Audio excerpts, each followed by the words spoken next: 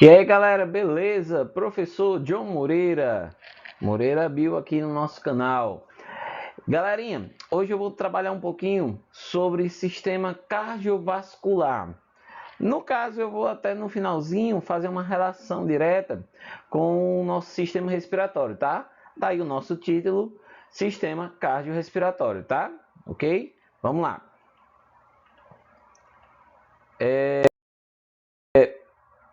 O sistema cardiovascular, eu preciso logo ter em mente que é um sistema em que ele garante a comunicação entre todos os tecidos, tá?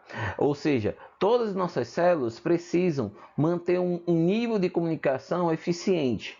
Então, o nosso sistema circulatório cardiovascular, ele garante esse processo, tá? Ele mantém essa comunicação, ele estabelece essa comunicação. Essa comunicação, por sua vez, ela é possível devido à presença de três estruturas básicas, tá? Básica, modo de dizer, claro.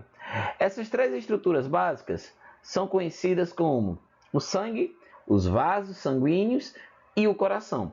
Observem que eu estou me referindo, então, ao sistema cardiovascular humano. Claro que o sistema cardiovascular humano, ele é igual nos mamíferos e nas aves.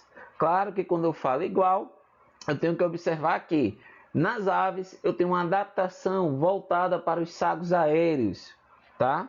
Mas nesse contexto, todo e qualquer mamífero vai apresentar estrutura e função similares, tá? E funções similares, tá? Então, nessa ilustração aqui, rapidinho, só para a gente ter uma compreensão, eu tenho uma questão, na primeira ilustração, um conjunto, certo, de vasos sanguíneos, tá? Um conjunto de vasos sanguíneos, e embaixo eu tenho a diferenciação, sangue, artérias, certo? A artéria, a veia e o coração, ok? Tranquilo? Até aí tudo bem, né? Vamos lá. Pois bem, Pois bem, primeiro elemento que eu quero chamar a atenção de vocês é para o sangue, tá? Observe que o sangue é um tecido hematopoético, tá? Lembra, lá do primeiro ano, essa ideia de que tecidos, na prática, é um conjunto de células que trabalham, interagem, certo? Com um objetivo em comum, tá? De forma bem simplificada, claro. Então, esse tecido hematopoético, eu vou estar observando aqui a composição do sangue, tá? Especificamente. Na composição do sangue, então, a gente tem logo de cara a ideia da sua coloração. A coloração vermelha é um tom vermelho, claro, mas ele puxa para um lado mais escuro, um tom de marrom, certo? Esse tom tem relação direta com a presença da hemoglobina. E na hemoglobina, a composição dela, onde eu vou identificar o ferro, tá? Nesse contexto, quando eu vou analisar cada componente do sangue, eu vou observar que a maior parte do sangue é composta justamente pelo plasma, o plasma sanguíneo, observando que o indivíduo ele pode ter em torno do seu peso corporal 7%. É a quantidade do seu sangue, tá? Dependendo da circunstância, gira em torno de 5 litros. Uma pessoa poderá apresentar em relação ao quantitativo de sangue no seu corpo, tá? Então, o sangue ele é constituído pelo plasma, onde nessa fase eu encontro a água, sais minerais, os nutrientes, tá? E as plaquetas. Claro que eu coloco aqui os nutrientes porque eu estou fazendo associação direta a esses componentes que estão sempre presentes na corrente sanguínea, como por exemplo a glicose, tá? Eu posso encontrar outros componentes, como resíduos metabólicos, tá? No sangue. E as plaquetas, tá? As plaquetas é interessante deixar claro, não são células. São unidades produzidas por células que têm uma função importantíssima no processo de coagulação, tá? E posteriormente até mesmo na regeneração e cicatrização, dependendo do contexto, tá? Nessa situação, então, eu identifico os glóbulos brancos, veja, plasmas, né, o plasma, perdão, e glóbulos brancos. Glóbulos brancos é muito comum a gente escutar aqui, são as células de defesa. Nesse grupo encontramos os leucócitos. Lá no primeiro ano é muito comum a gente abordar as células que fazem parte dos leucócitos, tá? A gente tem uma variedade, onde, dependendo do seu tipo celular, você vai ter uma ação diferente, tá? É como se fosse, fazendo um paralelo, é como se eu fosse identificar soldados, guerreiros, tá? E que dependendo da sua categoria, eu tenho um inimigo em específico, tá? Um inimigo que deverá ser combatido. Por exemplo, eosinófilos. Em geral, os eosinófilos, eles vão estar em grande quantidade quando o teu corpo está combatendo uma infecção gerada por um verme, tá? E isso é uma das situações que ele pode atuar, ok? Voltou, melhorou. Então, glóbulos vermelhos são as hemácias, tá? Um dos componentes mais importantes, não mais, né? Mas assim, um dos componentes que merece uma atenção muito grande, porque as hemácias, vista a sua simplicidade, em termos estruturais, né, em termos estrutural, apresentam uma grande função metabólica, tá? Porque as hemácias são as células responsáveis pelo transporte do oxigênio ou do gás carbônico. E aí você já deve saber, na altura do campeonato, que a atividade metabólica, a atividade de reação, movimento, qualquer ação que você venha a realizar, demanda uso de energia. E essa energia só poderá ser sintetizada, produzida, a partir da ação da oxidação, ou seja, o uso do oxigênio essencial. Tá? Então, repetindo rapidinho, componentes do sangue, de forma simplificada: plasma, glóbulos brancos, glóbulos vermelhos. Observando que o plasma ele apresenta água, sais minerais e nutrientes. Além disso, eu encontro as plaquetas, que são componentes celulares, tá? São componentes produzidos a partir de células que atuam diretamente no processo de cicatrização, regeneração, ok? Ou coagulação sanguínea. Leucócitos é o grupo onde eu vou identificar os glóbulos brancos que atuam diretamente na defesa, no combate de infecções bacterianas, virais, tá? Causadas por protozoários, fúngicas e até mesmo as verminoses, tá? E as hemácias são os glóbulos vermelhos, ok? Tranquilo?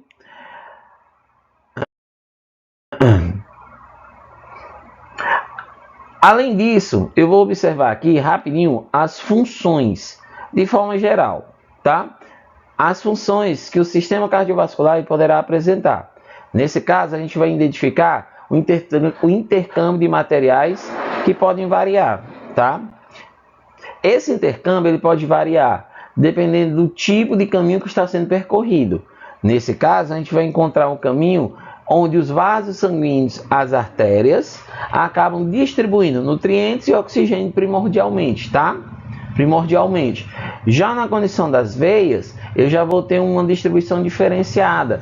Nesse caso, eu posso ter a questão do gás carbônico, que está sendo redirecionado para os pulmões, para ocorrer uma nova troca gasosa, ou a questão dos resíduos metabólicos, dependendo da configuração, está sendo redirecionado para órgãos específicos, como por exemplo os nossos rins, tá? Nessa situação aqui tem um exemplo onde você percebe como ocorre esse intercâmbio. Por exemplo, quando a taxa de glicose no nosso corpo está baixa, o nosso organismo ele utiliza o fígado para decompor, para degradar o glicogênio.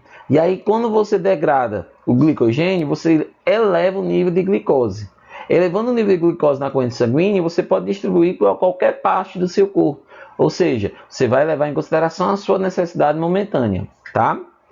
Nesse contexto, então, a gente vai observar agora uma outra situação em que ocorre a distribuição de certas substâncias, que é justamente quando tem a questão do transporte de nutrientes.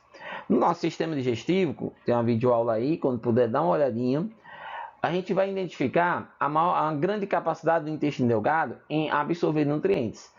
Veja que o intestino delgado é um dos órgãos responsáveis pela absorção de nutrientes. Claro que ele tem a característica por ser, devido ao seu tamanho, devido à sua configuração, tem uma alta capacidade de absorção de nutrientes, tá? Então, dessa forma, ele é altamente vascularizado, tá? Além disso, a gente vai identificar o transporte de gases respiratórios. Os gases respiratórios que nós vamos identificar é o gás carbônico e o oxigênio. Nesse sentido, você vai observar a ação dos glóbulos vermelhos, as hemácias. Nesse ponto, elas devem atuar de forma assim majoritária, tá? Fazendo esse transporte. Observe que na nossa corrente sanguínea ela precisa manter um pH em torno de 7,44, ou seja, levemente acidificado. Não, perdão, levemente básico. Uma vez que ele se torna levemente acidificado, ele promove a alteração na nossa frequência respiratória, tá? Mais à frente a gente detalha. Além dessas duas funções que eu citei agora, transporte de nutrientes e o transporte de gases respiratórios, nós vamos ter também o transporte de resíduos metabólicos. Um exemplo fácil de caracterizar essa situação é a questão da produção da nossa urina. A partir da nossa digestão, a gente vai ter uma produção da amônia, por sua vez ela vai ser convertida em ureia e posteriormente em urina. Na condição da amônia, ela vai ser redirecionada para o nosso fígado, ou seja, você tem a ação direta do sistema cardiovascular redirecionando esse composto, a amônia, que é altamente tóxico para o nosso corpo, para que ela venha a ser convertida em ureia, que não é tão tóxica para o nosso organismo. E uma vez diluída em água, formando a urina, a gente tem a capacidade de excretá-la, tá? Outra característica agora do sistema cardiovascular é o transporte de hormônios. Observe que os hormônios são compostos que têm a característica de promover uma alteração, uma modificação, tá? Uma alteração, uma modificação no teu corpo. De uma forma, alguns hormônios eles podem ativar ou desativar ações. Por exemplo, a adrenalina. A adrenalina, quando é liberada, ela vai promover uma alteração no teu corpo para uma situação de luta ou fuga. E aí, em contrapartida, tem a noradrenalina, que quando ela é liberada, ela vai fazer uma situação antagônica, tentar conter, tentar reduzir esse impacto que foi gerado pela adrenalina. Então a gente tem esse balanceamento que vai ocorrer dependendo dos hormônios. Por exemplo, insulina e glucagon, eles atuam regulando o nível de glicose na corrente sanguínea. Então, nosso sistema circulatório, então ele tem a capacidade de fazer essa distribuição dos hormônios, tá?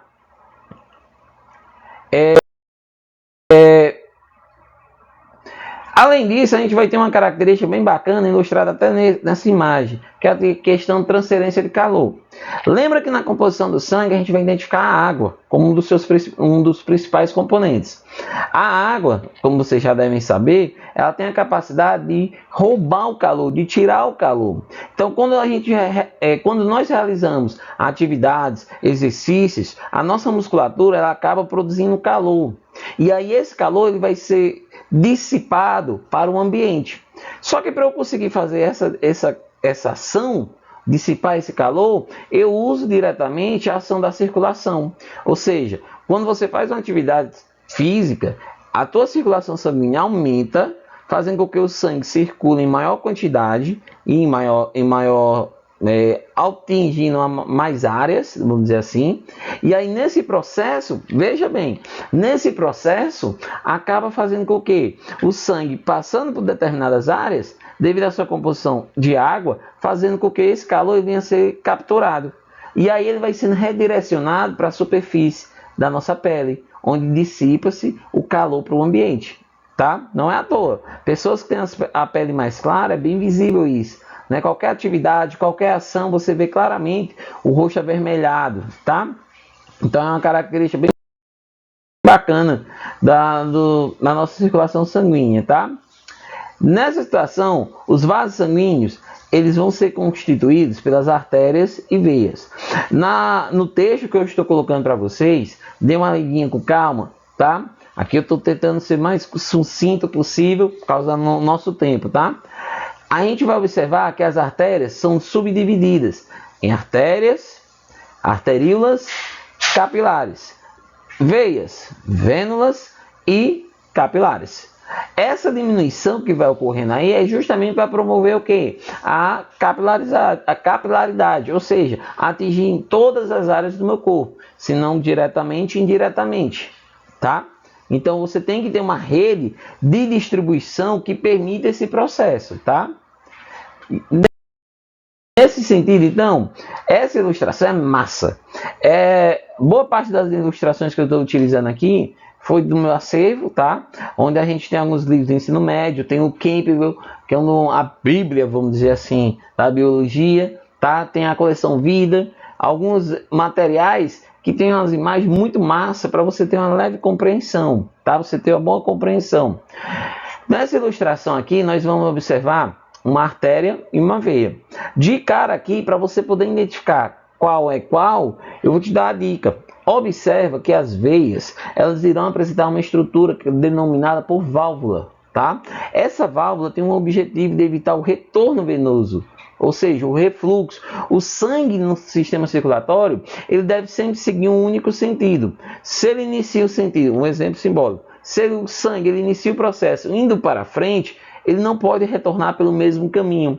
Ele tem que seguir para frente e se houver necessidade de passar naquele mesmo local, ele tem que circular pelo seu organismo até retornar naquele ponto. Tá? Daí a ideia de ter artérias e veias. São vias distintas, tá? Vias distintas, ok? Nessa circunstância, então, aqui a gente entende claramente, as artérias são mais calibrosas, elas têm a capacidade de elasticidade bem maior, porque tem que suportar uma grande pressão, tá? Diferente das veias. As veias, elas até conseguem suportar uma pressão, só que não é tanta quando eu comparo com uma artéria, tá? A artéria é preparada para essa situação. Não é à toa devido à questão do quê? Dos tipos de camadas que eu vou encontrar nela, o tipo de tecido que eu vou identificar tanto na teia, na veia, como na artéria, tá? Nesse contexto, observe que as válvulas são estruturas, como já falei, que evitam o retorno venoso. Nesse contexto, a tua musculatura esquelética vai atuar potencializando esse fluxo, potencializando esse movimento, tá? No popular, né, a nossa batata da perna, essa musculatura, ela ajuda bastante no retorno do sangue que está nos seus pés, que deverá retornar para o teu coração. Então essa musculatura, ela tem a capacidade de aumentar a pressão para que isso ocorra de forma eficiente, tá? Lembrem, as válvulas evitam o retorno venoso, são essenciais para esse processo, tá?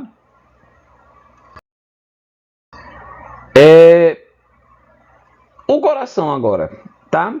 O coração, pessoal, é uma estrutura muito massa, tá? É uma estrutura musculosa, com músculo específico, tá? Esse músculo específico, ele vai ter o tamanho médio do teu punho fechado, né? Normalmente a gente tem aquela frase, o coração está do lado esquerdo do peito. Na verdade, a maior parte dele sim, mas a sua posição central é justamente abaixo do osso externo, ou seja, nessa região aqui, tá? Então ele fica localizado abaixo, sendo protegido por essa estrutura, ok? O peso dele gira em torno de 400 gramas, tá? Nessa situação, então, o músculo do coração, ele tem uma denominação, que é miocárdio. O miocárdio é uma musculatura específica. Quando eu comparo com o músculo esquelético estriado, certo? Estriado esquelético ou o músculo estriado liso, ele tem uma leve diferença, tá? O músculo estriado cardíaco, ele tem uma maior concentração de mitocôndrias, em vista do alto poder de contração que ele vai apresentar, tá? Nosso coração, uma vez que ele é formado, ele começa a bater e só para no último dia da sua vida, tá? Então ele é bem ativo. Nessa situação, então, já deixo claro, a função primordial dele é bombear o sangue, promover a circulação, garantir que esse processo ocorra de forma eficiente, tá? Então aqui nessas duas ilustrações, nós temos uma visão geral do coração.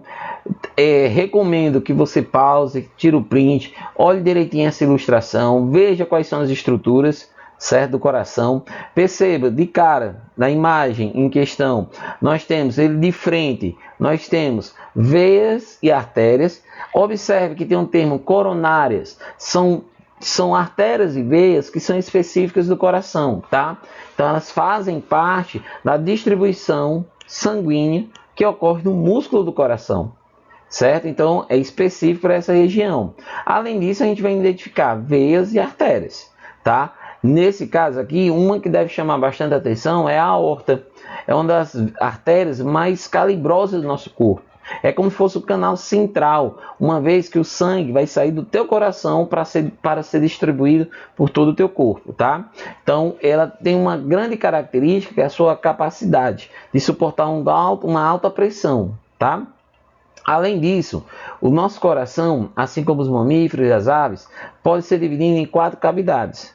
Essas 4 cavidades são denominadas por átrios e ventrículos. Nesse caso, os átrios, você vai entender que é átrio direito, átrio esquerdo, ventrículo direito, ventrículo esquerdo. E é interessante que a comunicação sempre irá ocorrer de um átrio para um ventrículo, onde, para que não ocorra um retorno venoso, ou no caso, um refluxo sanguíneo, dependendo da região, você vai ter a presença das válvulas, certo? Essas válvulas, elas evitam esse refluxo, tá? Observa, tá? Aqui essa ilustração, ela apresenta o coração visto por dentro, tá? Então, nessa ilustração, você tem até as setas fazendo a referência ao movimento que o sangue irá percorrer, tá? Por onde ele vai passar para que ocorra o processo de circulação, tá? Nesse caso aqui, observe, a veia cava superior e a veia cava inferior. Essa estrutura, ela vai trazer o sangue que percorreu por todos os tecidos, por todos os órgãos, por todos os músculos, de volta ao coração. Uma das características desse sangue é o fato dele não ter uma alta concentração de oxigênio, tá? Esse sangue, por sua vez, ele é pobre em oxigênio, tá? Ele é pobre em oxigênio. E aí ele vem pela veia cava, entra no nosso coração. Quando ele entra no nosso coração, ele entra através do átrio direito, tá? Ele entra no átrio direito, que por sua vez, ele vai ter uma contração. Essa contração, denominada por sístole, ela vai fazer com que o fluxo sanguíneo ele venha a ser movimentado. Lembra que ele vai movimentar do átrio para o ventrículo. Então, nesse processo, eu vou observar, quando ocorre sístole, o ventrículo direito ele deverá estar em diástole, tá? Ele deverá estar em diástole. Uma vez que o sangue passe do átrio direito para o ventrículo direito, você vai observar que nós temos a válvula tricúspide, tá? Essa válvula tricúspide ela evita que o sangue que entrou no ventrículo direito não volte para o átrio direito. Então, ventrículo direito, o sangue chega lá, mas uma vez a contração deverá ocorrer. Uma vez que ocorrer essa contração, o sangue deverá sair pelas artérias pulmonares. Veja, artéria pulmonar. Aqui eu tenho uma estrutura calibrosa resistente. Só que chama atenção. Há uns anos atrás era muito comum você ter uma situação em que você fazia uma associação. Sangue arterial é o sangue rico em oxigênio. Sangue venoso, o sangue rico em gás carbônico ou pobre em oxigênio. Até então, essa ideia ela ajuda bastante. Só que tem que ter um cuidado, porque na biologia, né, como sabe, há sempre uma exceção. Então, nesse caso aqui, eu vou observar um ponto que é justamente o que? Artérias pulmonares e veias pulmonares. Aqui tem uma diferença, porque a artéria pulmonar, nesse caso, está transportando um sangue que é pobre em oxigênio, tá? É pobre em oxigênio. Mas por que é uma artéria? Pelo fato de o sangue, o fluxo sanguíneo está saindo do coração e ele está saindo uma pressão muito forte. E aí eu preciso de uma estrutura para suportar essa pressão. Lembrando que ela vai direcionar essa estrutura para os pulmões. E aí nos pulmões, esse sangue ele vai percorrer toda a área dos pulmões. E aí durante esse processo, desse movimento, ocorre o que a gente conhece por hematose. A hematose é a troca gasosa que nós já devemos saber, tá? Então, o sangue passou pela artéria pulmonar, ele vai retornar agora. Ele retorna pelas veias pulmonares. As veias pulmonares, veja, veias, elas não são calibrosas comparadas às artérias. Mas aqui tem um porquê também. Diferente das artérias pulmonares, aqui nas veias pulmonares, a pressão que está ocorrendo aqui, ela é residual do que ocorreu quando saiu do ventrículo direito.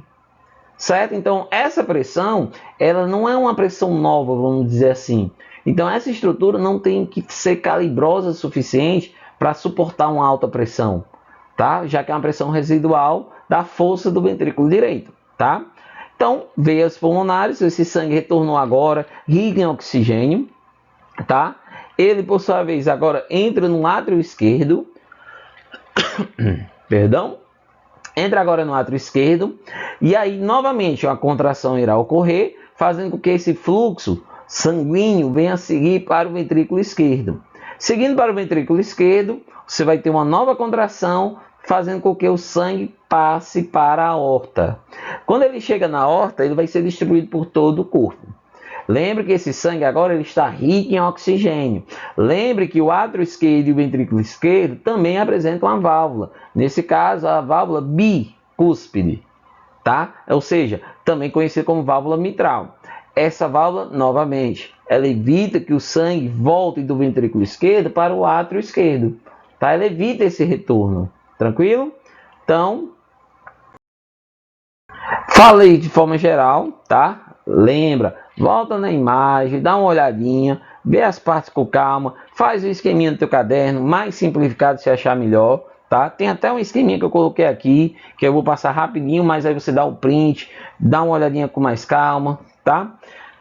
Vamos lá, nessa ilustração então, eu só estou reforçando o quê? Eu estou reforçando a circulação pulmonar e a circulação sistêmica, tá? Nesse caso aqui, circulação pulmonar é basicamente o movimento coração, pulmões, coração. Esse movimento que ocorre do sangue, tá?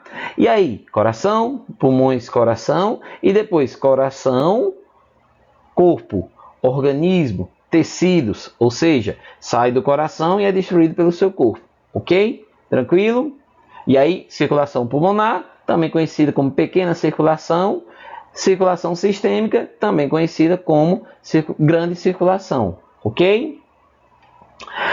Nessa situação, então, não esqueça, a diferença desse processo de circulação, certo? Vai ser o caminho que ele deverá percorrer e até mesmo a concentração de oxigênio que eu posso identificar nessas regiões. Tá? Então é importante eu ter isso em mente, é importante eu ter essa compreensão, tá? Esse entendimento, ok?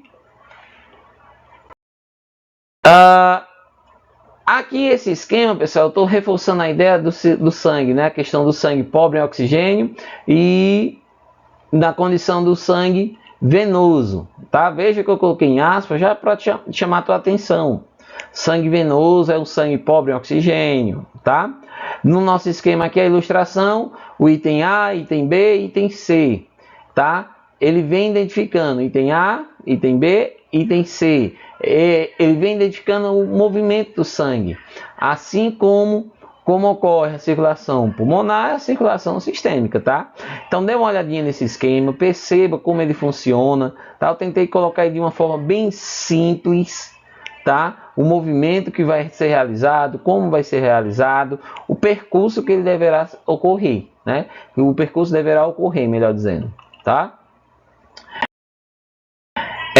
Então, o sangue, aqui é o esquema que eu tinha falado anteriormente, tá? Vou falar um pouquinho rápido para não ficar muito extenso o nosso vídeo, tá? Mais do que fica de costume. Nessa situação, então, a gente tem o coração, novamente, visto de dentro, por dentro. Ele vai ter a questão da sístole, certo? A sístole e a diástole. Sístole, quando tem contração, e diástole, quando eu tenho um relaxamento da estrutura, tá?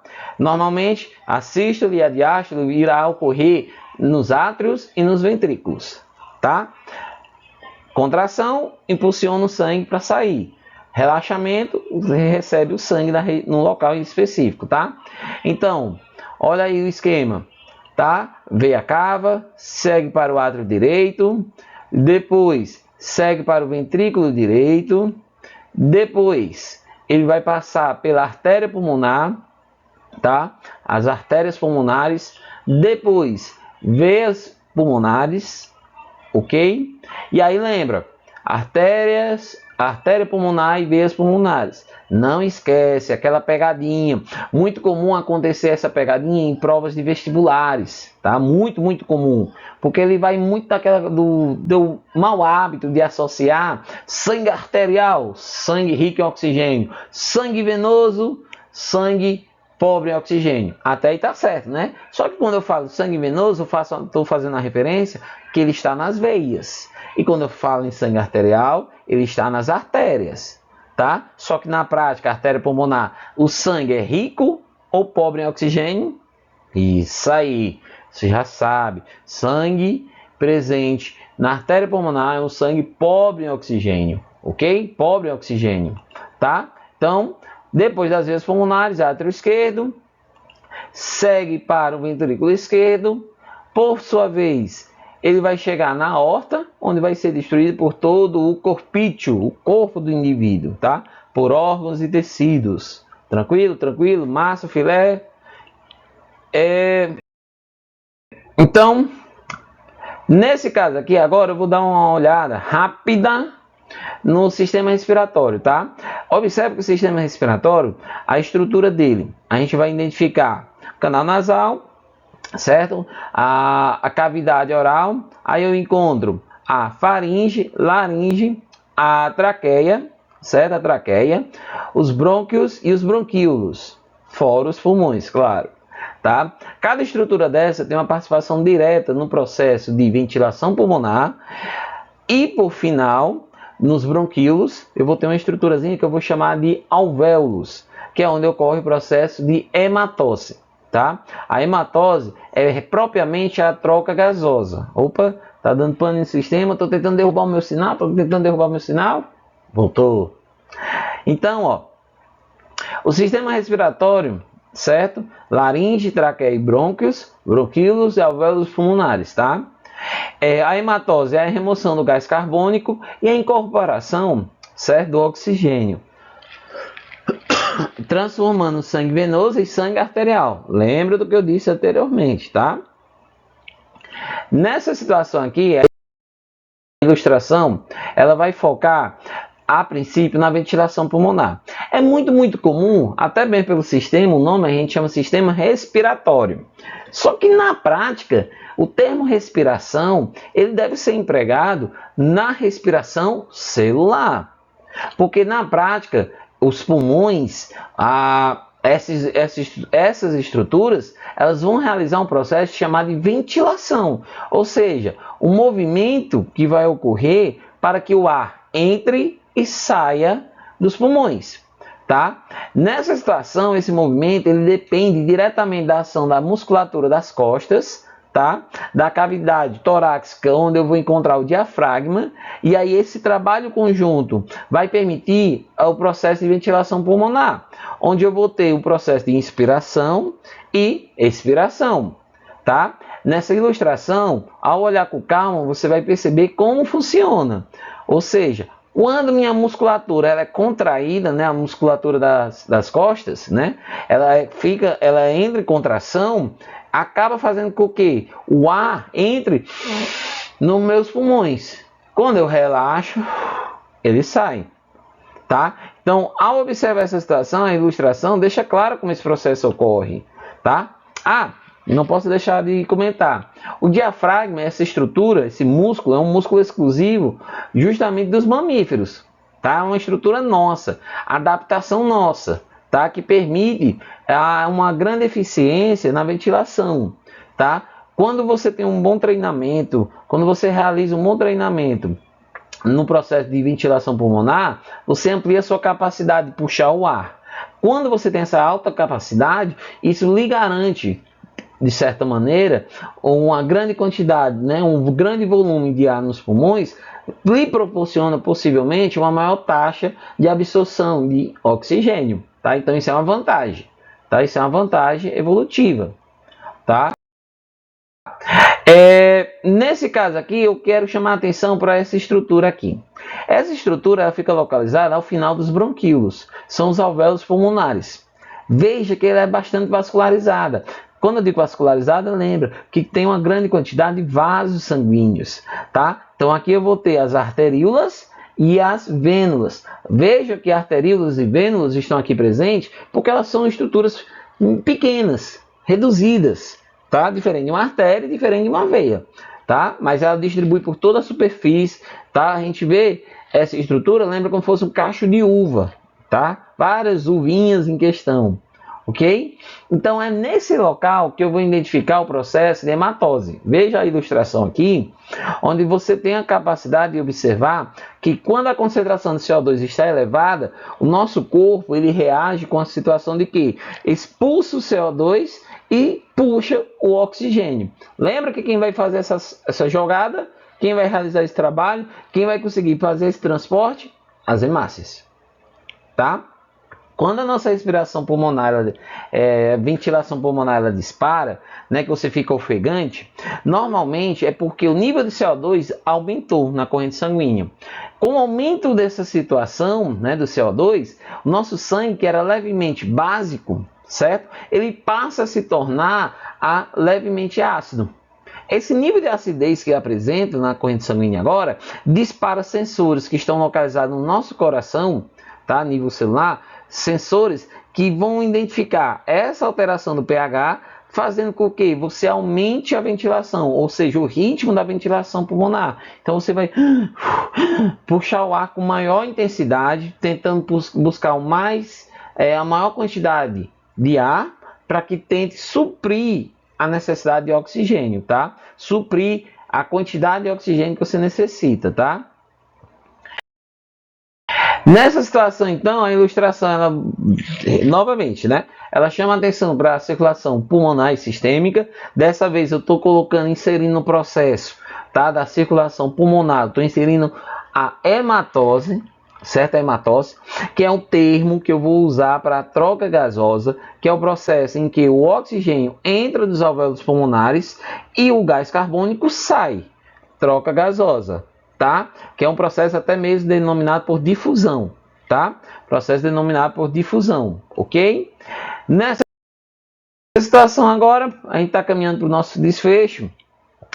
Eu vou chamar a atenção aqui para a pressão arterial.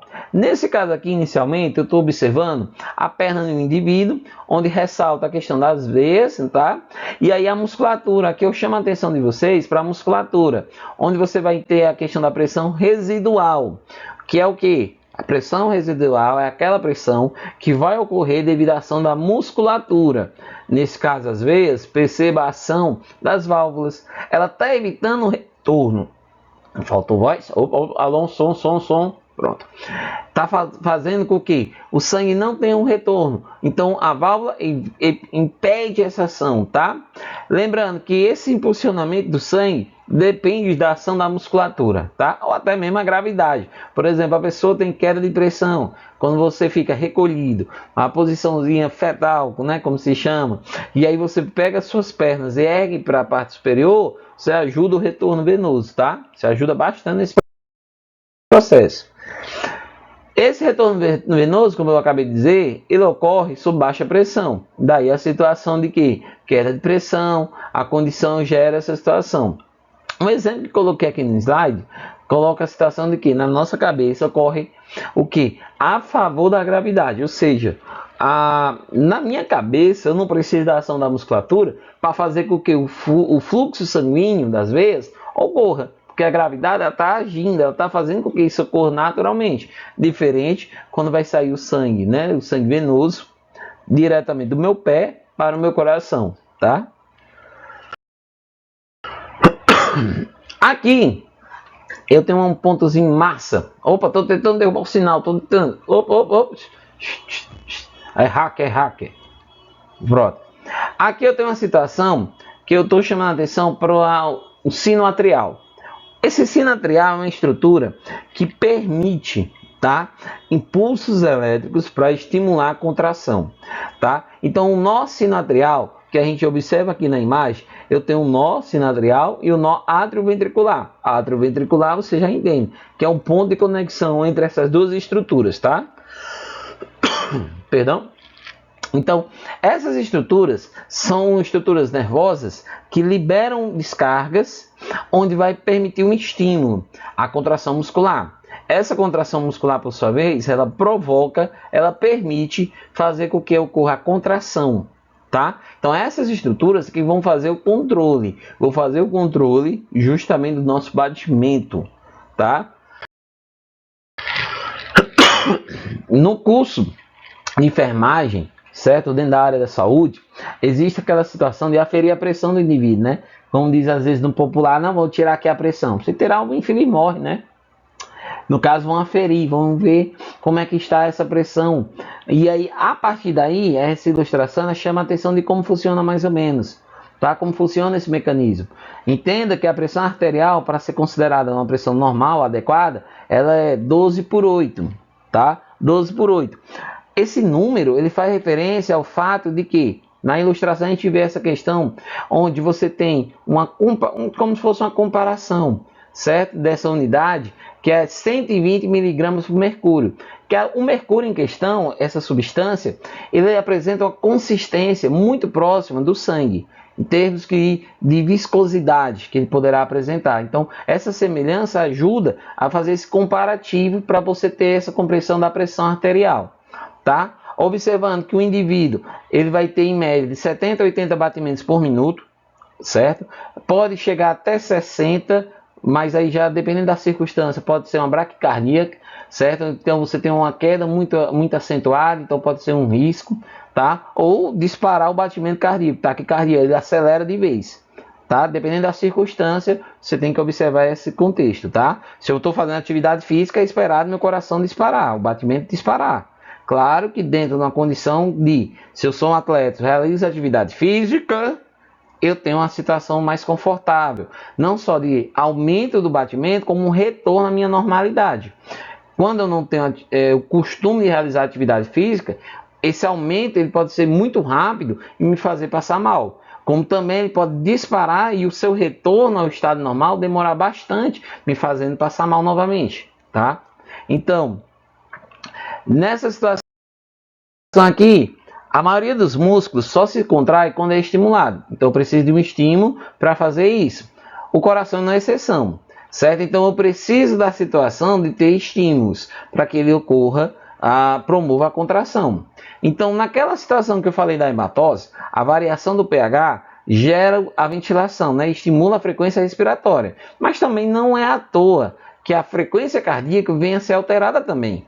Porque se o nível de O2 despenca, automaticamente eu preciso aumentar a minha ventilação pulmonar. Só que além de aumentar a ventilação pulmonar, eu preciso aumentar a circulação sanguínea, tá? Já que é o sangue que vai estabelecer a comunicação, já que é o sangue que vai distribuir os gases respiratórios. Então você tem uma correlação aí direta, tá?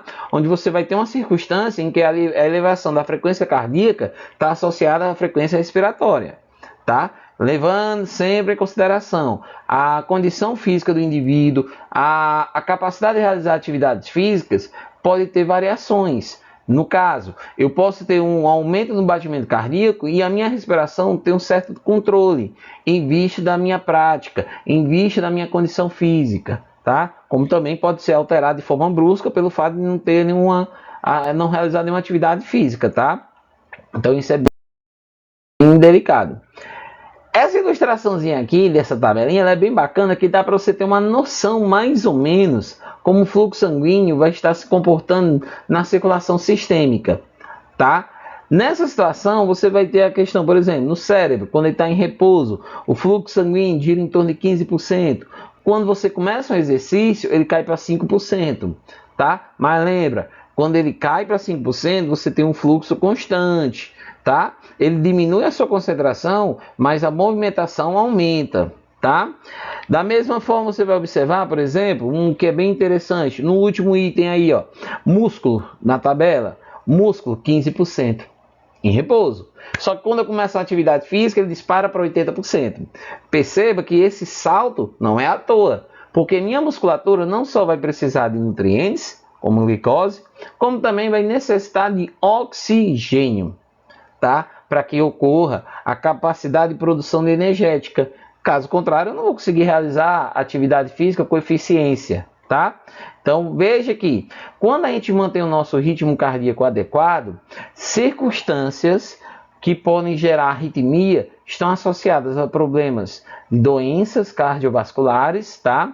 Certo? Problemas diretos no coração ou até outras circunstâncias, como questão, por exemplo, um susto, uma alteração da arritmia cardíaca pode ser induzida.